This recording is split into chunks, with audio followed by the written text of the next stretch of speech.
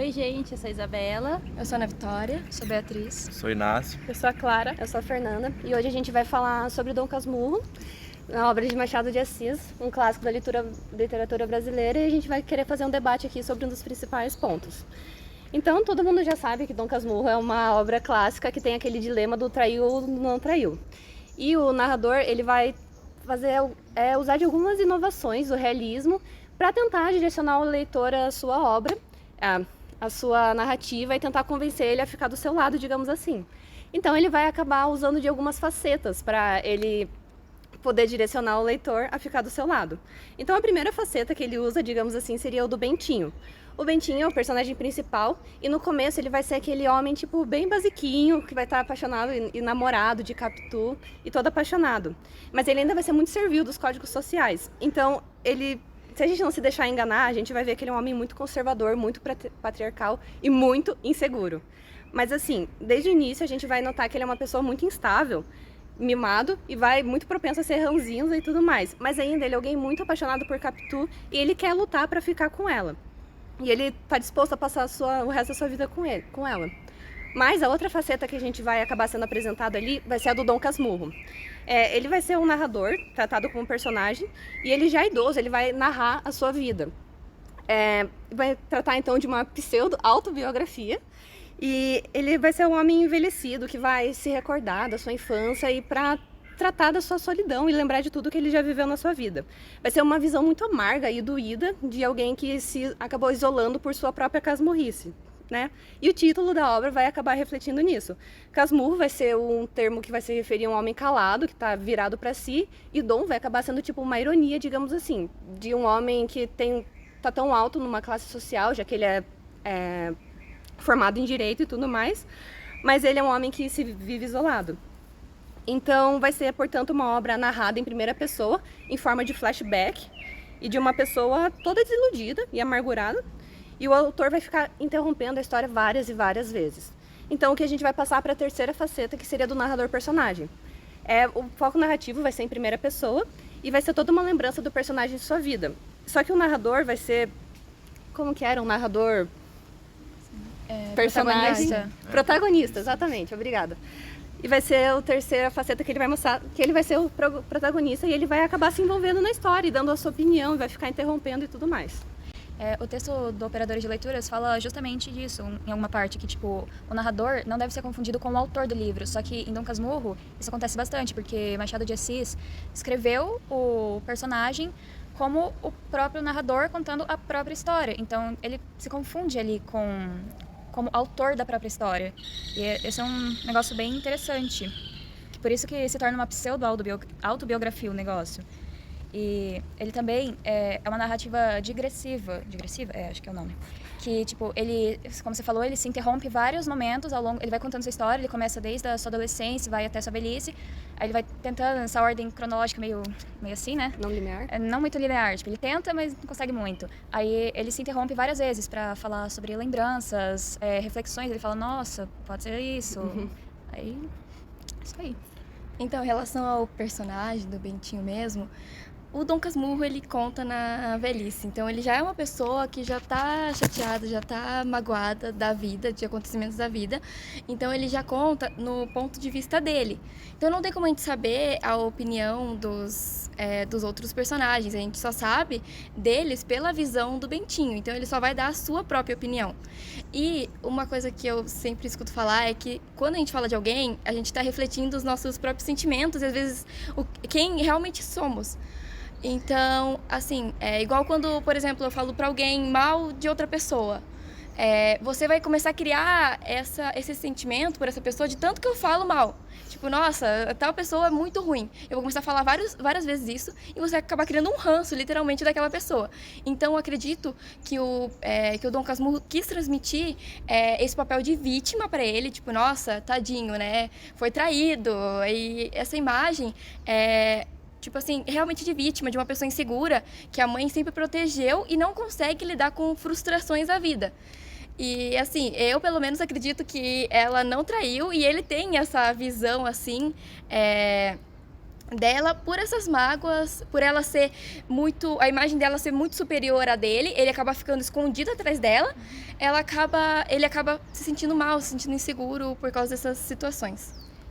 No Operadores de Leitura também, eles falam isso, que tipo, a compreensão do texto passa tipo, pelo filtro do narrador, e o narrador ele conduz o leitor a acreditar ao que está sendo narrado. Isso também entra no negócio dele ser formado em direito, porque como uma pessoa em direito, tipo, ele sabe argumentar, ele apresenta os argumentos, tipo, ele passa a narrativa inteira apresentando argumentos, falando, nossa, a Capitu me traiu. Tipo, ele passa todo esse tempo dizendo essas coisas. E ele fica se interrompendo a narrativa inteira e tentando convencer o leitor. Tipo, pera, eu me lembrei disso agora. E fica apresentando novos argumentos e tudo mais. Toda hora confundindo o leitor com essa narrativa não linear que ele, tipo, ele não mantém em nenhum momento. Mas eu acho que, tipo assim, ninguém, tipo, qualquer história que a gente for contar, ninguém vai falar, nossa, eu tô errado. Sempre a gente vai querer falar, tipo, nossa, a minha história tá certa, a minha versão tá certa. Mas a gente conseguiria comparar muito bem, muito melhor a obra se tivesse a obra da Capitu. Eu acho que isso ou seria, Escobar, assim, né? ou de Escobar, que seria uma comparação, né? A gente ia conseguir ver os fatos em si. Sim. Já que você falou que ele é advogado, né? Ele se põe como a vítima, ele é o próprio advogado, coloca a Capitu no banco do réu com o Escobar e ele é o próprio juiz. Ele é tudo em um. E não deixa ninguém apresentar a sua defesa, né? Tipo, Ele domina tudo. No final da obra, ele simplesmente fala, você tá me todo mundo traiu, errado. o filho é do Escobar, tchau. Ele nem ouve ela dizer. Gente, falando um pouquinho da Capitu, né? A gente tem que lembrar esse contexto histórico que eles estavam vivendo. Era os anos 1850, era a fase final do Império, e ali a mulher ela tinha um papel simplesmente de não pensar, ela tinha que ficar criando filho, ela não podia se sobressair em nada. E a Capitu a gente vê, né, pela descrição do Bentinho, que ela era uma pessoa que ela não ia seguir esse molde de uma mulher do século XIX. Então, ela é muitas vezes descrita como uma menina muito bonita, de olhos claros, se não me engano, uma boca fina, ela tinha uma beleza diferente. E ela é muitas vezes descrita como uma pessoa muito racional. Foi o que me pareceu, assim, muito reflexiva. E dava pra ver que ela ia se sobressair dentro desse relacionamento. E ia ter essa postura de dominância que a Ana comentou mesmo. Até tem uma cena que eu lembro que eles estavam de mãos dadas, se não me engano, e o pai dela chega. E o Bentinho, acho que ele fica meio apavorado, e quem toma a iniciativa de ir lá fingir que não era aquilo, pro pai dela não brigar com eles, é a própria Capitu. Então dava pra ver que ela é uma pessoa muito mais, assim, mental, muito mais racional do que o próprio Bentinho. Ela é descrita também pelo José Dias, com aqueles olhos, né, os olhos de cigana oblíqua dissimulada, e tem mais pra frente, acho que o próprio Bentinho fala que ela tem olhos de ressaca. Esses olhos de ressaca também, eles fazem uma referência para a questão da força do mar, né? Porque a ressaca é uma coisa que ela te puxa, uma coisa que ela te traga, né? E ela enfeitiça o Bentinho. Tem uma hora que ele tá olhando para os olhos dela, ele começa a tentar olhar para outras coisas, assim, para não ser sugado, né? Também a gente pode pensar na questão da sereia, que as sereias, elas tragavam, né, os marinheiros e depois matavam, e eram seres do mal, né? Então, eu dei essa impressão, assim, sabe, que ela era uma pessoa, assim, tipo, maléfica, mas isso tudo pela ótica do próprio Bentinho, que nunca dá, assim, a chance de, tipo, a gente ver a Capitu como talvez ela realmente era, né? E uma outra coisa interessante é que ele sempre também evoca memórias de pessoas que não gostavam dela, para reforçar tudo o que ele pensava. O que mais? Um pouco falando disso de memória, ele também fala várias vezes ao longo do livro que a memória dele não é boa. Então, tipo, como que a gente pode confiar cegamente de que... Porque ele também diz que, tipo, aquilo ali é a verdade. Ele cita alguns trechos que, tipo, aquilo ali, a história que está sendo narrada no livro é a verdade. Mas como que a gente vai acreditar num cara que era maluquinho das ideias e também fala que tem uma memória ruim, assim? Tipo, como é que você tem certeza de que os fatos aconteceram daquele jeito? Nem ele sabe o que está acontecendo, Mas que dirá será o que essa leitor. memória é ruim que ele fala? Será que não é tipo, nossa, será que quando eu publicar esse livro, alguém não vai querer ir e falar, tipo, sobre uma outra coisa e acabar indo contra as minhas ideias? E aí ele fala, tipo, pra não ser acusado? Exatamente. Da memória? Assim, tipo, tentando disfarçar a culpa tipo, dele, sabe? E uma coisa que eu achei interessante pesquisando assim, sobre a obra é que o Machado de Assis era casado, né? Ele tinha uma mulher chamada Carolina e ele chamava ela de Carola. Então, essa coisa da Capitolina e Capitu pode ser uma analogia, talvez, à própria mulher dele. E ele era uma pessoa muito ciumenta. Até fala que ele era ciumentíssimo, né? No livro eles usam muito superlativo. E falavam que até quando eles eram idosos já, ele não deixava que nenhum amigo que fosse na casa dele cumprimentasse a mulher dele dando as mãos, assim. Ele tinha essa pira, assim, sabe? Então pode ser que o próprio Bentinho fosse um reflexo do Machado de Assis, uma vez que as obras realistas, elas têm uma tendência de colocar muito do próprio narrador ali dentro da obra, né? Sobre alguns personagens, assim, tipo, secundários, a gente tem o José Dias, que é um agregado da família, um médico, que deu a impressão pra mim que ele era um médico charlatão, né, que dizia que sabia curar as pessoas, mas não tinha nenhum Ele realmente assumiu em algum momento que ele não sabia, tinha né? o conhecimento, ele era um agregado da família, uma figura talvez paternal pro próprio Bentinho, uma vez que ele era órfão de pai, né? E era uma pessoa que ajudava o Bentinho, mas ao mesmo tempo foi uma pessoa que já levantou uma certa desconfiança ali em relação a Capitu. Nós temos também a prima Justina, que já é uma viúva mais hostil, assim. Ela viu que o Bentinho não tinha vocação para o seminário, era uma pessoa que estava ali meio observadora e tal, e também não tinha muita simpatia com a própria Capitu. E a mãe do Bentinho, que é a Dona Glória, que é uma pessoa bondosa, muito generosa, acolhe as pessoas ali, ama muito aquele filho, porque ela acho que não podia engravidar, e faz essa promessa de que se ela tivesse o filho, ela daria o filho para o sacerdócio, né, para a vida religiosa. Só que na hora que vai chegando o momento ali, ela tá naquele dilema, né? Eu prometi, mas amo meu filho, quero ele por perto. E mais pra frente, ajudada pelo José Dias, né, e a Capitu também tem um papel importante em não deixar que ele conclua o seminário, ele acaba cursando direito e segue a vida casada ao lado da Capitu. O que a gente estava conversando até sobre o Ezequiel, que é a própria Capitu que fala que ele é parecido com o Escobar. Sim, então, sim. tipo assim, eu acho que se a pessoa, ela realmente fez alguma coisa de errado, não vai querer, tipo, que a outra pessoa desconfie. Não faz sentido não você faz falar. sentido nenhum. Não faz sentido. Tipo, fazendo uma ilusão, porque Ezequiel foi nomeado em homenagem a Escobar, né? Que nem o filho do Escobar e da esposa dela, a filha foi nomeada em homenagem à Capitulina. Então não tem por que ela falar, tipo, é só uma coisa, tem o mesmo nome, olha como eles são parecidos também, porque eles convivem muito juntos. E ela não gostaria de se denunciar, né? Então é mais uma pira do louco do dizem que o Ezequiel gostava de imitar as pessoas, tipo, que ele imitava, tipo, o tio, esqueci o nome do tio, Cosme, andando e tal. Sim. Ele gostava de imitar as pessoas. Pois é, então óbvio que vai ter alguma semelhança. Então, gente, sobre essa questão, entra na temática do livro, o que se sobressai são as questões do amor romântico da Capitu e do Bentinho e a amizade deles, e que desde o início teve problemas, porque a mãe do Bentinho queria colocar ele no seminário para que ele se tornasse padre, e isso acontece, ele entra no seminário, mas lá ele conhece o Escobar, que também é um ponto importante aí da narrativa, e o Escobar ajuda ele a se livrar do seminário. E a partir disso, eles se tornam melhores amigos. E quando eles saem do seminário, o Bentinho se casa com a Capitu e tal. E o Ezequiel se casa com a Sancha, amiga da Capitu. E eles começam a morar perto, né? Tem esse coleguismo aí da época, das famílias. E então, a partir disso, o Bentinho ele começa a ficar meio assim, né, das ideias, e ele começa a ficar com ciúmes doentio da Capitu, e ele começa a achar que a Capitu traiu ele com o Escobar, e a partir disso, o filho que ele teve com a Capitu, no caso não seria dele, seria do Escobar, ele fica todo alucinado com essa ideia, e ele começa a rejeitar o seu filho Escobar, e pensa até em matar a criança, que eu acho assim, um absurdo, mas, enfim, e daí isso me leva a uma questão que eu acho, na minha percepção, que o Bentinho é uma pessoa muito hipócrita, porque ele julga o caráter das pessoas sem fundamento, às vezes. Ele, como vocês falaram, ele dá os argumentos, mas tipo, não tem muito fundamento, porque é tudo ideia da cabeça dele. Então, também é porque ele tem uma visão muito cética e pessimista da vida, ele se torna uma pessoa muito pessimista e julga as pessoas. Então, a partir disso, nesse enredo, o Bentinho ele tenta desmoralizar a Capitu. Esse é um tema que eu acho importante citar, que ele desmoraliza ela com essa questão de ter credibilidade ou não, dela ter traído ou não ele.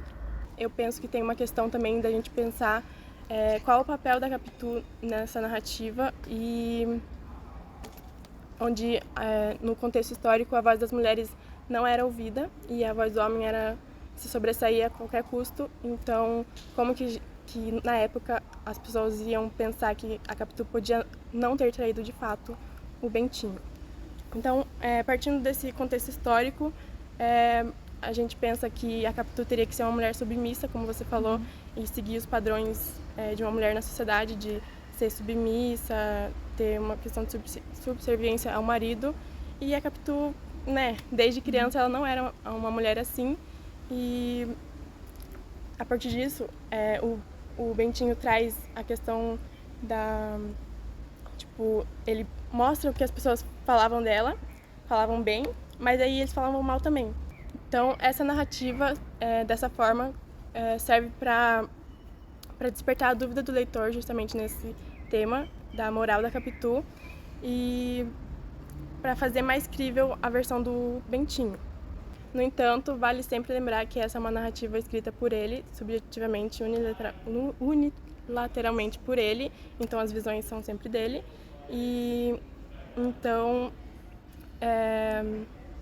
eu acredito que obviamente, né, é feito dessa forma, o Machado de Assis escreveu dessa forma, levando em conta o contexto histórico e, enfim, a história foi escrita nesses parâmetros justamente para ter essa depravação da moral da Capitu e, né, não ser possível o debate de que o Bentinho podia ser simplesmente louco, amargurado, louco de ciúmes e, tipo, não ter, na verdade,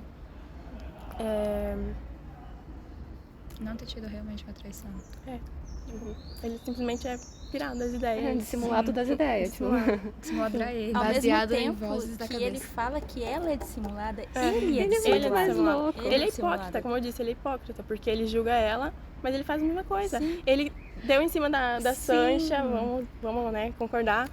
E daí... Quando a véia caiu na rua, ele viu as meias dela e ficou, ele- oh meu ele é Deus, imoral. meias, pernas. Eu acredito que ele, na verdade, é imoral, então... Ele julga uma imoralidade na Capitu que não existe para justificar a sua própria imoralidade, que existe demais e é mostrado várias vezes. Só que, tipo, ele não se julga, né?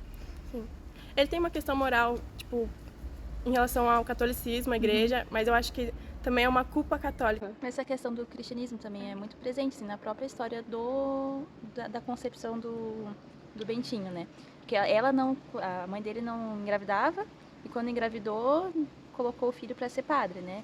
É a mesma coisa que está na Bíblia, tem a história do profeta Samuel que é a mesma coisa, assim, a mãe dele não engravidava e quando finalmente conseguiu ficar grávida, o filho teria que seguir a carreira religiosa, assim, né?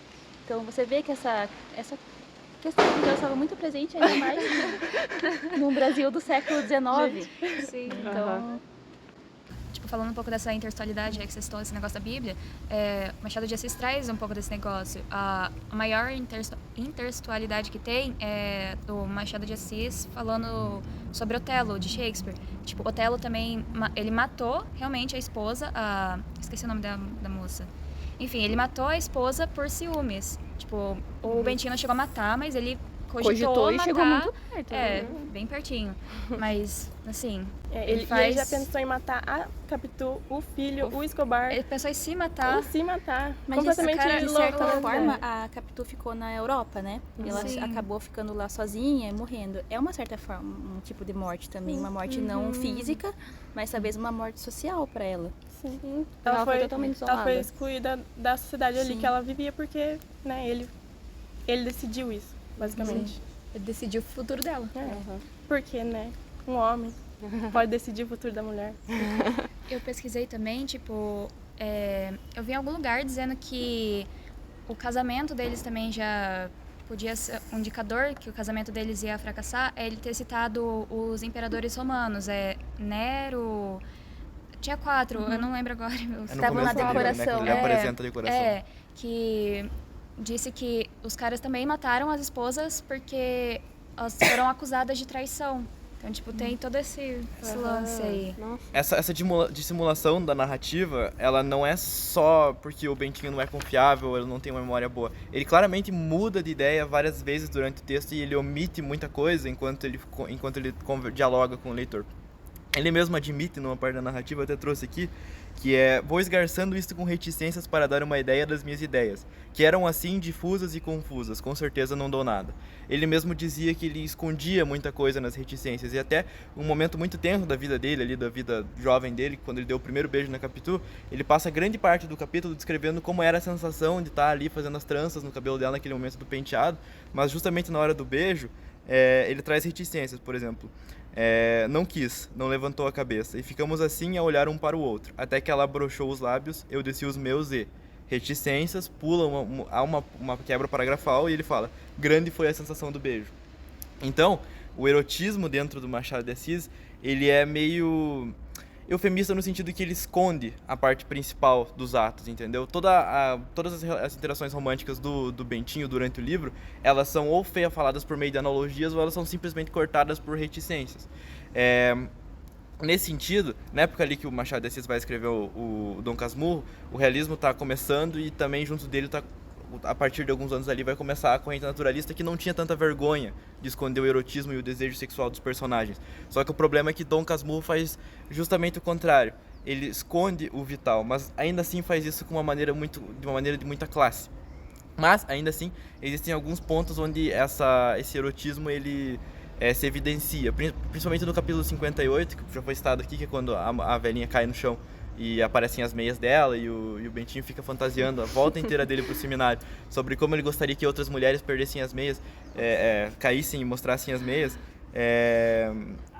E ele fala que quando ele volta pro seminário, ele fala que as batinas elas traziam ar de saias e lembravam-me da queda da senhora, ou seja, ele começou a enxergar nos sacerdotes, ali no clericato, ele começou a enxergar as saias. Ou seja, talvez as paixões dele não vissem gênero. Talvez ele começou a se atrair até mesmo pelo próprio clericato. E aí eu acho que surge um homoerotismo vindo desse desejo que das batinas se faziam saias, sabe? O desejo dele não era restrito só às saias das mulheres que caíam na rua, enfim.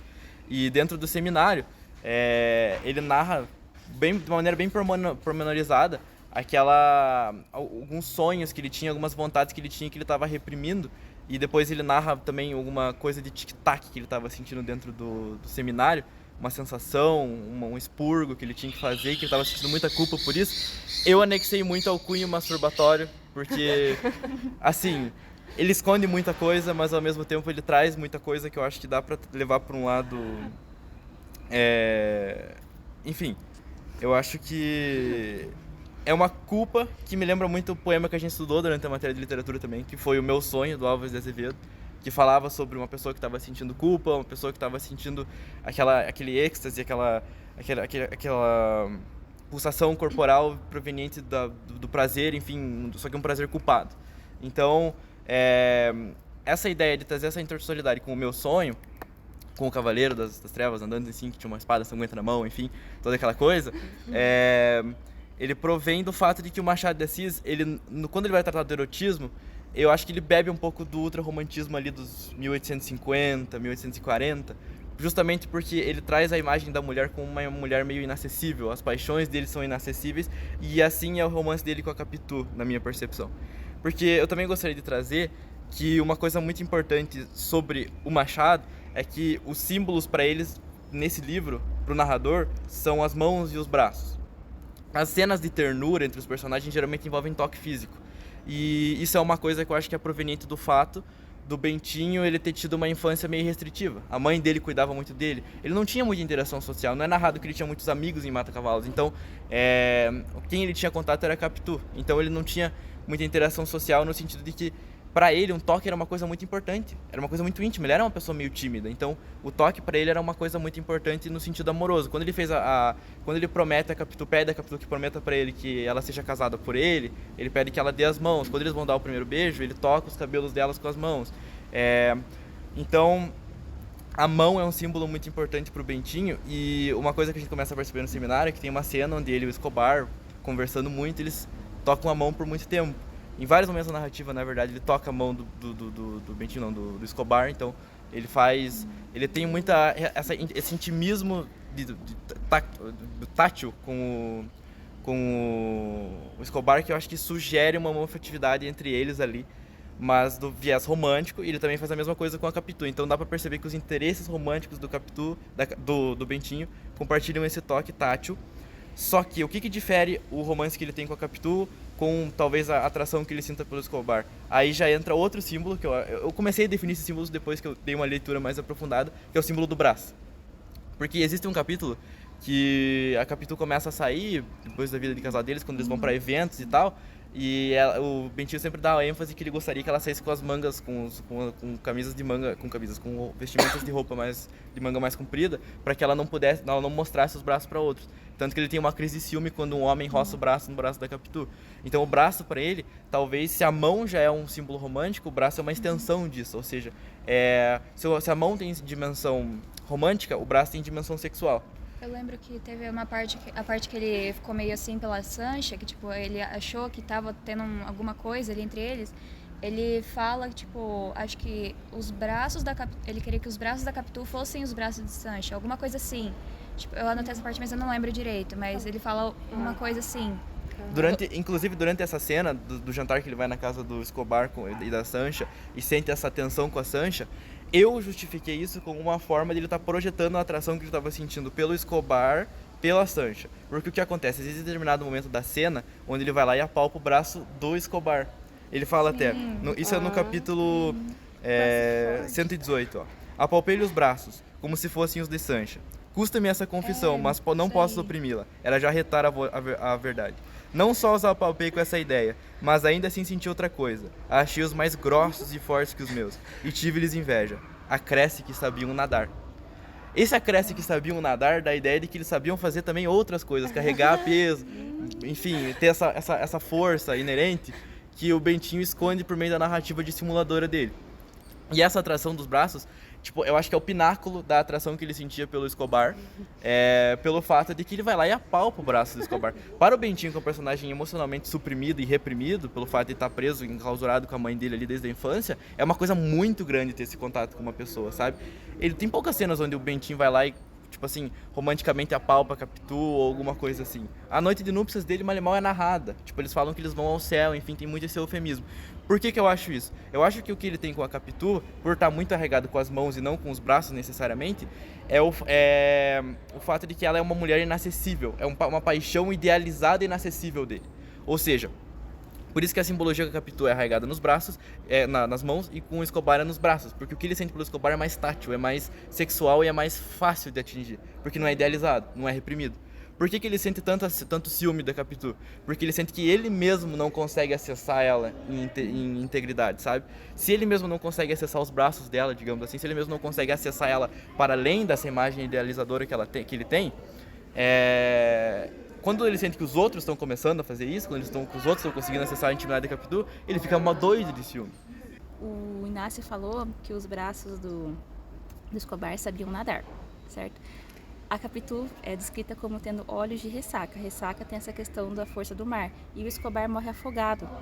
Então essa é talvez uma questão ali que o Bentinho tenha colocado ali, tipo, nas entrelinhas, e que realmente ela conseguiu, eles tiveram alguma coisa, sabe? Só pra não deixar isso passar. Tipo, eu acho que a narrativa tem várias coisas que são coincidências. Como você falou do Nero lá, de Otelo. Isso aí pode ser também. É, uma coisa que eu lembrei. A subjetividade ali, assim, bem... que se você pensar, tem mesmo. A gente tá barulho mesmo. Eu acho que barulho. Eu acho que é importante ressaltar que, tipo assim, o Machado de Assis é um autor realista. Claro, ele vai trazer muitas características do realismo. Mas, como eu disse, ele é um autor que viveu outras correntes. Ele tem contato com outras coisas e ele cresceu lendo livros de outras correntes. Pode ele ter entrado em contato com o romantismo e ter tido essa característica da mulher inacessível, da Capitu como uma mulher idealizada e inacessível, não porque, eu tenho que ser realista, não posso fazer isso. Não, ele tinha acesso a outras escolas. Então, por que talvez um dos fatores que fazem essa obra ser tão tipo, muito forte no cânone da literatura brasileira? É porque ela não é padrônica. Não tem como você olhar para ela e falar, bom, isso aqui é realista, então ela vai seguir isso e essa característica. Não é uma obra previsível. Eu acho que ele esconde mais esses sentimentos por causa da sociedade da época. Tipo, ele ficou com medo de ser julgado. Então ele tá escondendo esses desejos, né? Para as pessoas não perceberem esse outro lado. Se não me engano, tem uma parte no seminário que ele e o Escobar se abraçam no meio de todo mundo. Daí um cara lá, um homem lá do seminário, fala assim, a gente não faz isso aqui, pare. E pense bem, assim, quantas vezes ele abraça a Capitu na narrativa? Não é muito, sabe? E eu nem lembro se teve. Então, tipo assim, eu lembro que os principais contatos eles são entre as mãos, assim, quando eles pegam as mãos e conversam, etc. Tipo, fazem as confidências, aí chega o pai da Capitu, enfim. É sempre com as mãos. Nunca é um contato tenso. Porque eu acho que o Bentinho, ele tem pouco poder de decisão. Ele nunca tomou uma decisão forte na vida dele. Ele sempre foi influenciado. Ele nunca teve destino. E por nunca conseguir tomar uma decisão forte, ele não consegue adentrar na vida das pessoas e, tipo, compreendê-las mais que superficialmente ou idealizadamente. E a pessoa que ele conseguia acessar, que ele sentiu que estava num momento de tristeza, que ele conseguia, tipo, ter um contato mais íntimo, era o Escobar, no seminário. Que era quando ele estava tendo os principais problemas, ele estava questionando a posição dele no seminário. Ele encontrou uma pessoa de fala mansa que conseguia fazer esse papel de trazer ele pra dentro. Porque nenhuma das outras pessoas conseguia trazer ele. Ele que tinha que entrar, ele não conseguia. Então, com o Escobar se é muito mais receptivo pra ele. Ele fala que, tipo, tem alguma coisa de portas da alma que o Escobar, tipo, empurrou só as portas da alma. Tipo, não tava trancado, exato. ele entrou, assim. Exatamente, ele até consegue, tipo, por uma metáfora, conseguir trazer isso, né? Só puxando uma última coisa, assim, do que você falou do realismo, uma das características das obras de Machado de Assis, assim, acho que desse período, é os capítulos curtos, que Dom Casmurro tem 148 capítulos, e eles são bem curtinhos, assim, tipo, alguns bem curtinhos a ponto de ser, tipo, um parágrafo ou dois. E também tem uns capítulos que, na minha opinião, são só pra encher linguiça, assim, mas, tipo, deve ter um sentido. Mas o que é bom desses capítulos é, tipo, além de facilitar a leitura, você sente que você tá muito dentro da história, que, tipo, o narrador tá conversando com você. Então, tipo, é um livro antigo, mas é gostoso de ler, assim, você, dinâmico. Tipo, é muito dinâmico, é muito gostoso você, tipo, e é muito fácil de você ler capítulos pequenininhos, parece que você tá progredindo muito rápido. Então, é uma leitura que, tipo, é muito recomendável você fazer. Prazerosa. Sim. É prazerosa de fazer, exatamente. E ele é, tipo assim, meio que esse estilo de narrativa que conversa com o leitor, que traz, o leitor deve estar balançando a cabeça agora. Esse tipo de coisa, ela é precursora de muita obra que a gente vê hoje em dia em cultura no geral, não só livro, mas filme, Tipo, série. É uma quebra leve de quarta parede, né? É uma quebra de quarta parede que a gente vê numa narrativa. Eu acho, tipo, isso incrível. Uma coisa Isso, que você... como a gente estudou, isso não era comum na narrativa até então. Então o Machado de Assis é muito inovador nesse sentido também, sabe? Então a narrativa é um ponto muito forte desse livro. Acho que a gente falou bastante. Não, mas é uma leitura muito gostosa e, bom, vamos terminar? Bom, espero que todo mundo tenha gostado de participar da nossa conversa. Desculpa pelo barulho, a gente realmente estava batendo um papo aqui. Sábado de manhã no TF, aqui nos queijos. Mas, Papos literários. papos literários, se já que tivesse aqui ia ser muito mais rico, imagina. Nossa, Já que imagina venha só pra falar mal do Bentinho. pra falar mal do Bentinho. E é isso. É isso aí. É isso. Não precisa... Tchau, gente.